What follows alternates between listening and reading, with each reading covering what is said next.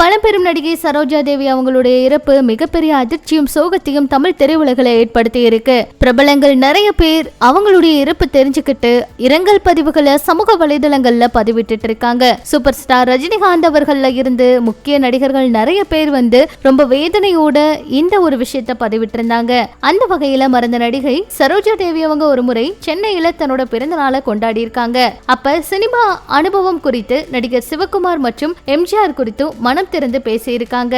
அதுல ஆதவன் படத்துல சூர்யா அவர் கூட நடிச்சதை மறக்க முடியாது அப்படின்னு சொன்னது இப்ப வைரல் ஆயிட்டு இருக்கு. 2016ல இவங்களோட பிறந்த நாளை சென்னையில கொண்டாட விரும்பி இருக்காங்க.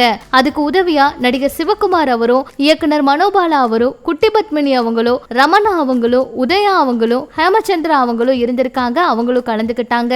இந்த நிலையில சிவகுமார் அவர்கிட்ட தான் சென்னையில பிறந்த நாள் கொண்டாடுறது பத்தியும் நிதி உதவி வழங்குவது குறித்தும் தெரிவிச்சிருக்காங்க. அவரு எல்லாமே நான் பாத்துக்கிறேன்னு சொல்லி எந்த வேலையுமே வைக்காம எல்லாமே அவரே பாத்துக்கிட்டாராம். அந்த அளவுக்கு கூடவே நின்னாங்களாம். பெங்களூர்ல நான் பிறந்திருந்தாலும் சென்னை தாங்க என்னோட வீடு, புகுந்த வீடு அப்படின்னு சொல்லலாம். சென்னையில தான் என்னோட உயிரே பிரியணும் அப்படின்னு நான் இப்ப இறைவன் கிட்ட வேண்டிக்கிறேன். நான் எப்பவுமே அதை தாங்க வேண்டிப்பேன். அந்த அளவுக்கு சென்னை எனக்கு ரொம்ப ரொம்ப பிடிச்ச ஊர். என்ன இங்க இருக்க மக்கள் எல்லாமே அவங்களோட வீட்டுல இருக்கிறவங்கள மாதிரி ஏத்துக்கிட்டாங்க. அதே போல புரட்சி தலைவர் எம்ஜிஆர் அவரை என்னோட வாழ்க்கையில மறக்கவே முடியாது. நாடோடி மன்னன் படம் எனக்கு தமிழ்ல வந்த முதல் படம். அந்த படத்துல நான் காட்சியில இருந்து கலர் படமா மாத்தினாங்க.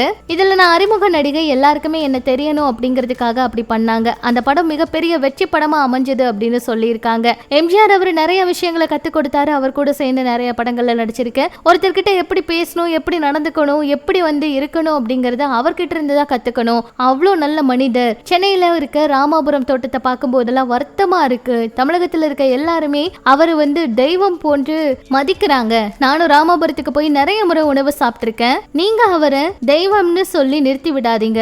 அது தெய்வம் வாழும் வீடா, புனிதமா போற்றி மதிக்கணும். அவர் இல்லைன்னா இந்த சரோஜா தேவி இல்ல. அவர் வழியா வந்தவர் தான் சரோஜா தேவி. எம்ஜிஆர் போன்று நடிகர் சிவாஜி கணேசன் அவர்கிட்டயும் நிறைய கத்திக்கிட்டேன். அவர் சிறந்த நண்பராகவும் இருந்திருக்காரு அப்படின்னு தெரிவிச்சிருக்காங்க. ஆதவன் படத்துல நடிச்சப்ப சிவகுமார் அவருடைய பையன் சூர்யா அவரு என்ன ரொம்ப நல்லா கவனிச்சுக்கிட்டாரு. அப்படியே சிவகுமாரோட குணம் தான் இருக்கு. நான் சென்னைக்கு வந்திருக்கேன், தெரிஞ்சா எல்லாருமே வந்துருவாங்க. அதை பாக்குறதுக்காகவே சென்னை வர பிடிக்கும் அப்படின்னு மகிழ்ச்சியோடு தெரிவிச்சிருந்தாங்க.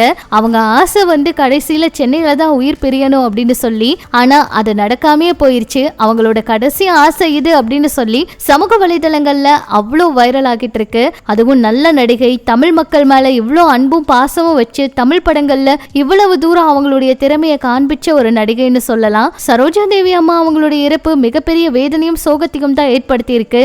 நம்ம சார்பாகவும் இரங்கலை தெரிவிச்சுக்கலாம்.